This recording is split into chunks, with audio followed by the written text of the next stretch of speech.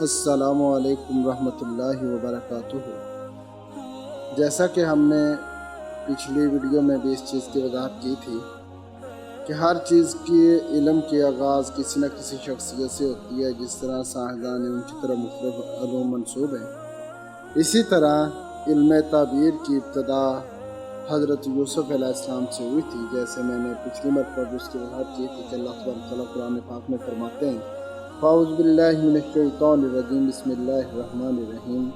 وَكَذَلِكَ يَجْتَبِيكَ رَبُّكَ وَيُعَلِّمُكَ مِن تَأْوِيلِ الْأَحَادِيثِ۔ اللہ تبارک تعالیٰ فرماتے ہیں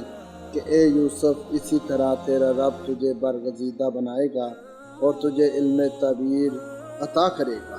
یعنی خوابوں کی تعبیر۔ حضرت ابراہیم علیہ السلام کو اللہ تبارک و تعالیٰ نے وہاں سے ابتدا کی اور ان کو سکھائی، اور اس کے علاوہ یہ علم ایک انتہائی پسندیدہ اچھا علم ہے، کیونکہ جس چیز کی ابتدا اللہ تبارک و تعالیٰ نے اپنے پیغمبر سے، اپنے نبی سے، اپنے منتخب شخص سے کی ہو تو وہ علم کوئی فضول علم نہیں ہو سکتا۔ ہاں، اس سے آگے ہے کہ کچھ لوگوں نے اس کو اپنی کمائی کا دندہ بنایا، غلط قسم کی تعبیرات کر کے لوگوں کو گمراہ کر کے اپنی طرف مائل کیا ہوا ہے، بلکہ یہ نہیں ہونا چاہیے۔ بلکہ جب بھی کوئی خواب آئے، جیسے میں نے پہلے وضاحت کی تھی کہ آپ کسی پڑھے لکھے بندے سے، اس شخص سے جو آپ سے محبت رکھتا ہے، آپ اس کے سامنے بیان کریں، تو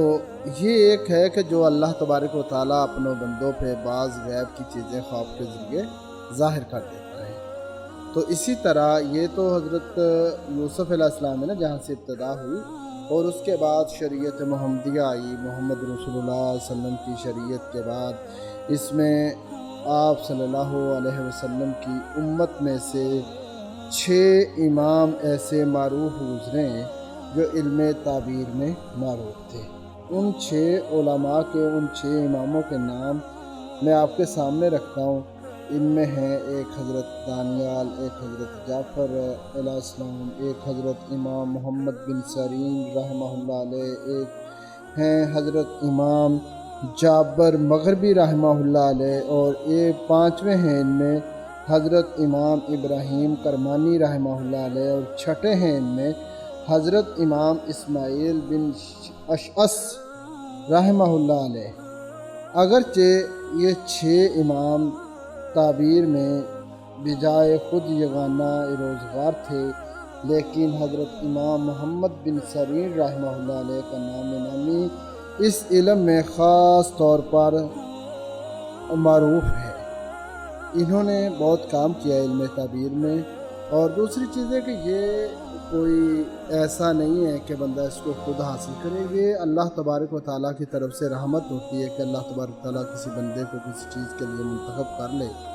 تو انشاءاللہ اگلی ویڈیو میں ہم آپ کو علم تعبیر پہ مختلف کتابیں بتائیں گے، اور اس کے ساتھ آہستہ آہستہ ہم اپنے عنوان کی طرف جائیں گے۔